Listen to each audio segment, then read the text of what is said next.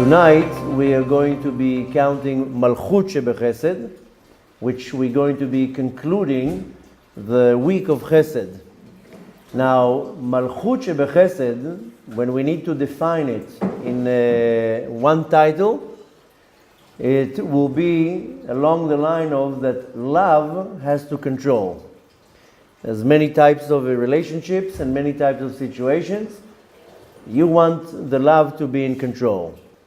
Now, to more reiterate on what I'm saying, Hashem created the world with a set of rules.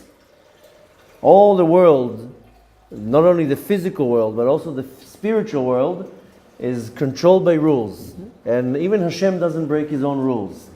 I know many people think that when Hashem makes a miracle, he breaks the rules, but that's not breaking the rules, that's using the rules in a different way. For example, if you look at all the 10 plagues that they had in Egypt, Hashem didn't create something new. He just took many frogs. Instead of having one frog, so there was now 100 million frogs. Instead of having one locust, so he made a lot of locusts.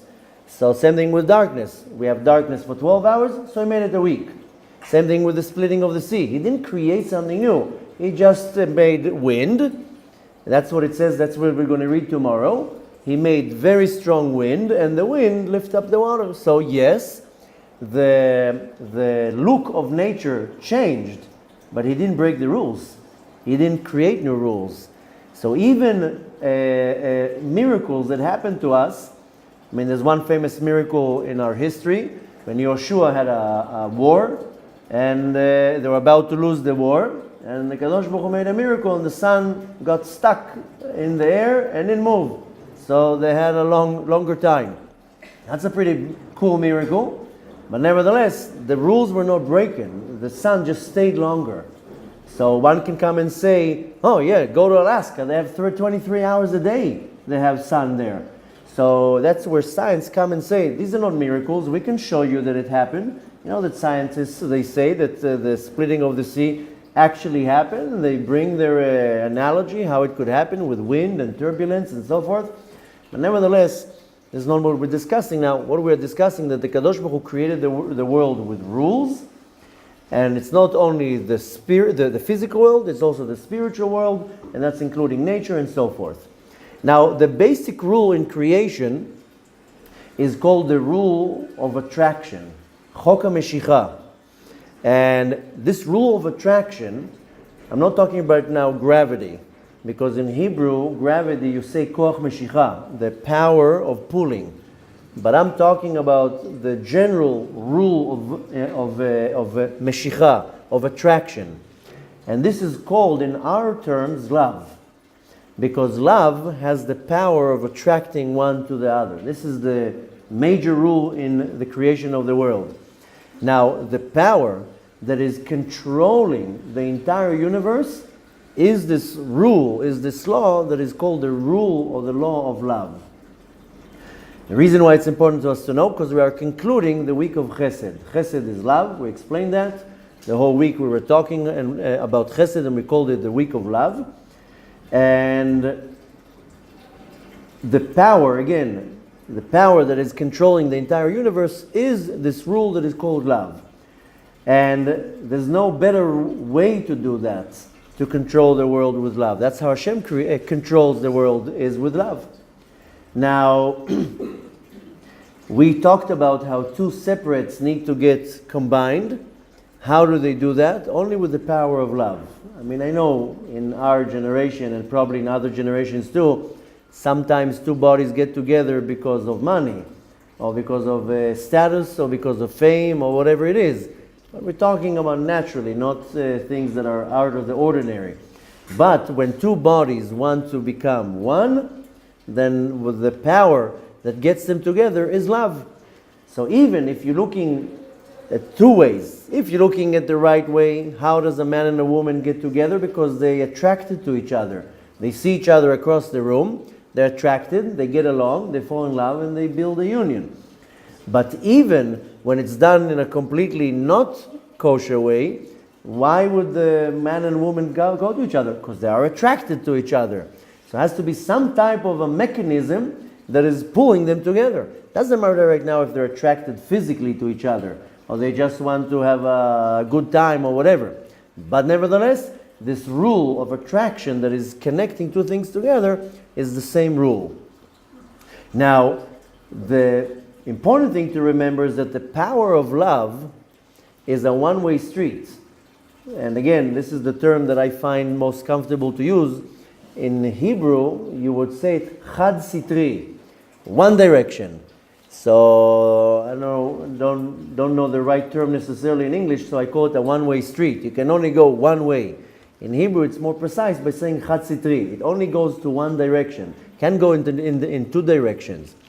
And what does this mean, this direction? That it pulls, but it doesn't push. Love doesn't push. Love only pulls.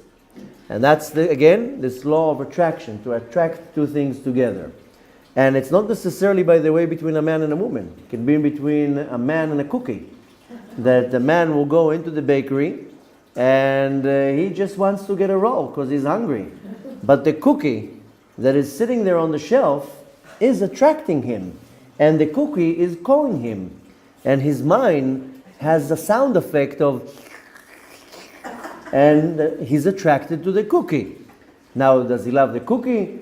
Not necessarily that he loves the cookie. He loves the taste that he has in his mouth and his stomach later on. So the law of attraction is not only between human beings. It can be between a man and a car, or whatever it is. Or a woman walks down on Fifth Avenue. There's going to be a lot of attractions there. Between one window to another window for this Gucci handbag and that Gucci shirt. So again, the law of love is it pulls, it doesn't pushes. Now, the power of love, that's called the koach meshicha, the power that attracts but also pulls towards it. In nature, everything has this power. The power to attract something else, and the two things will be attracted to each other. So I'm giving funny examples with a man and a cookie or a woman in a Gucci bag. But in nature, technically when you're thinking about it, if you're looking at nature, how do the animals know to be attracted to the right animals? We know at the time before Noach, the animals actually were attracted to other animals. Different animals were mating with each other. And that's why these animals didn't survive. They went extinct too. And by the way, the only animals who went into the ark are the animals who didn't mate with other animals. So just comes to show to us how many more species there were before the flood. But nevertheless, look at nature. How come this specific animal knows to be attracted to that specific animal just in the different gender? How come the donkey doesn't go to the bear, to the rabbit? Because there's a certain law of attraction that will attract everything to each other. And again, this is the power of love. And again, this the power of attraction is placed in everywhere in nature. Now, when we're looking at the creation of the world, Hashem created the world with love. He didn't create the world with anger or with hate. He only created it with love. And not only that He created it with love, He controls and governs the world with love. When a king controls a country, in Hebrew it's called molech. The king is a melech. What's the adjective of the king, of the melech? Molech. So in English, it doesn't necessarily work the same way because the king will rule over the land. In Hebrew, the words are completely different. So we have the root of melech, mem lamed chaf. He is the melech, he's the king. How does he rule the land? Hu molech. He's controlling or ruling the land. The Kadosh Baruch Hu is the melech. Of course, we know the Kadosh Baruch Hu is the king. Melech malchei amlachim. And he controls the world how? B'malchut. And this is malchut shebechesed. So tonight, when we're counting malchut shebechesed, it's the power how the Kadosh Baruch Hu controls the world with love. Again, the power how the Kadosh Baruch Hu controls the world. Not that we're talking about creating the world. Creating the world, we know He created the world with love. but he also rules the world and controlling the world. That's with the power of love. And this is the easiest term that is called malchut shebachesed, the kingship, the controlling, the ruling, but it comes with love and with chesed. Now, not only that the Kadosh Baruch Hu created the world with love and now he's ruling the world with love, we are now headed in this 7-week journey to Matan Torah. So now we're concluding a week, but we are heading to Matan Torah, to Shavuot.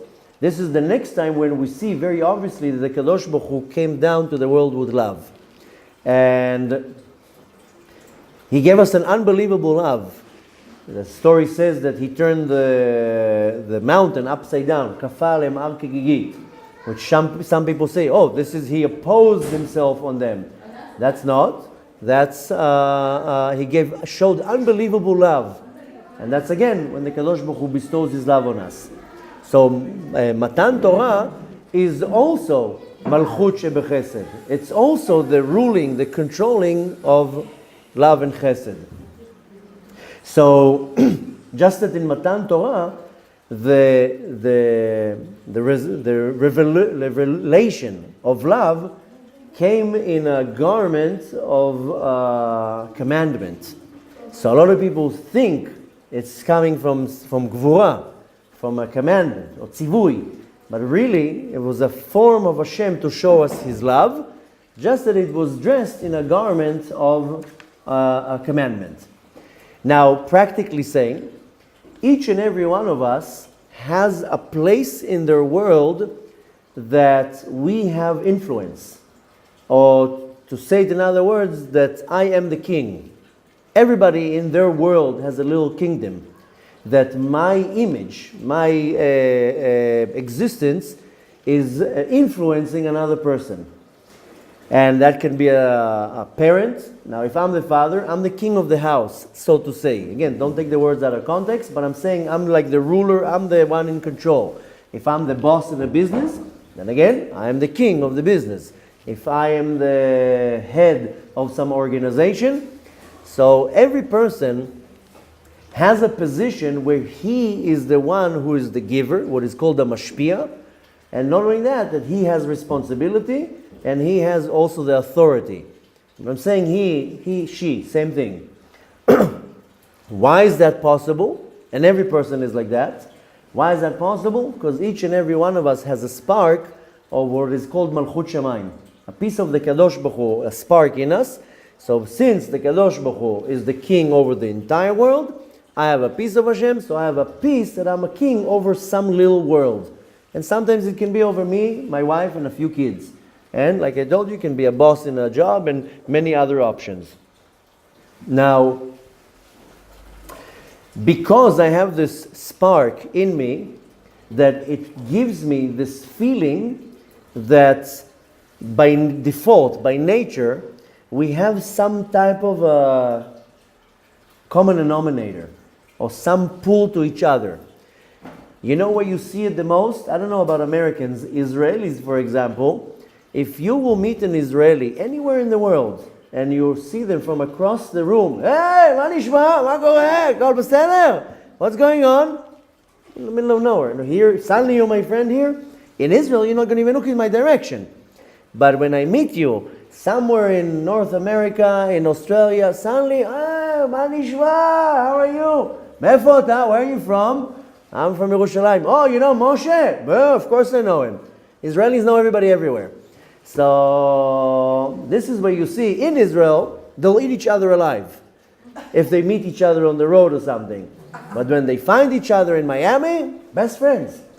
Where are you from? I'm from this city. Oh, my cousin is from this. Of course I know your cousin. Israelis somehow know everybody and somehow related. And you see that also with not only with Israelis, you see it with Hasidim. They usually they are located in one place in the world, but a Hasid from a specific group, Lubavitch or Breslev or whatever it is, if they meet another one like them somewhere else in the world and they recognize each other by the way they dress, suddenly, how are you? They're best friends. So we have it as human beings. If you hypothetically now put a human being on some planets where all the creatures there are are aliens, and another human being will be there, suddenly, hey, how are you? I'm also from Earth. So again, we have some type of a human attraction to each other, and this is called the connection of creation.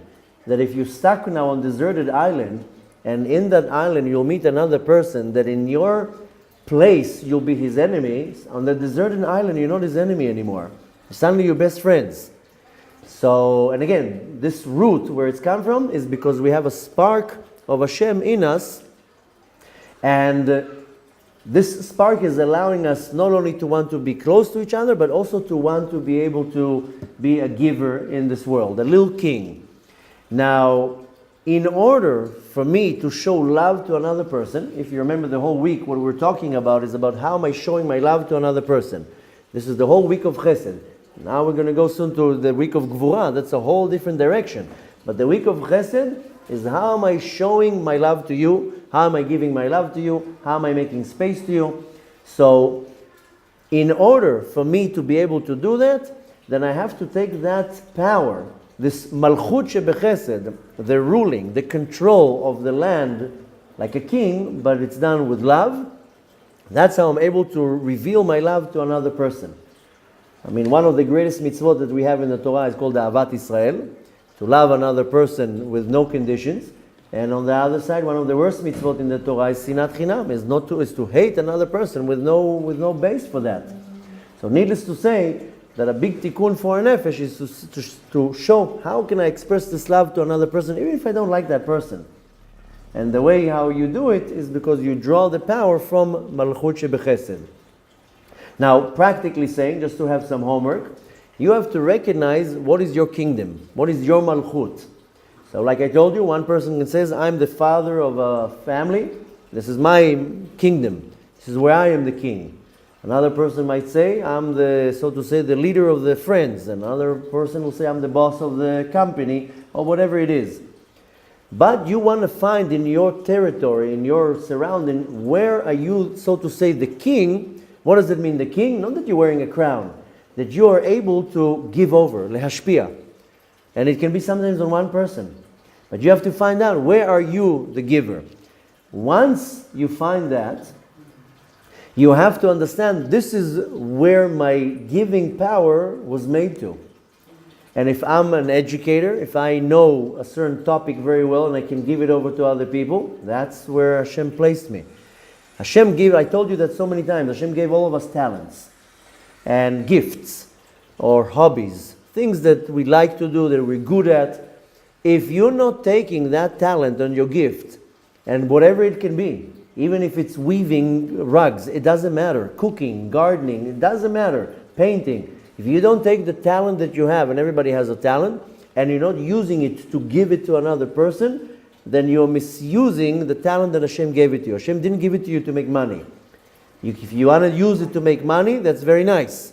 That's very good, because you do something that you like. But if Hashem gave you a talent, and there's no such a thing that the person doesn't have a talent, and it can be even something as simple as being a good parent or know how to be a storyteller. I don't know, I'm not a good storyteller. I know some people, they tell stories, you're like mesmerized. You can't wait they keep you on the edge of the seat. And again, you have to find out what is your talent, where is your kingdom. Now you have to give it over. And if you don't give it over, then you're mistreating the gift that Hashem gave it to you. Not only that, Hashem gave you this power in order to be able to lehashpia, to influence somebody else and to make somebody else's life a much better place. How and what's the reason to do that? Is you want to bring the light of love and chesed to another person. So practically saying, you find out where are you the king? Where are you the one? King is not sitting like this giving orders with a crown on his head. King is a giver. That I'm constantly in a motion of giving. And I want to take that and to be able to give it to somebody else. And by that, I'm not only refining my neshama, I'm also taking this power in me, what is called malchut shebechesed, what Hashem does, not only to create the world, also to sustain the world. Hazan et ha'olam kulo betuvo bechen bechesed uverachamim. That's when we say Birkat Hamazon. Not only did He created the world, thank you so much. Right? On the end of the world, in the bottom in Antarctica, it says made by God. right? Made in heaven. But he also sustains the world. Bechen, bechesed, berachamim, with grace, with love, with mercy.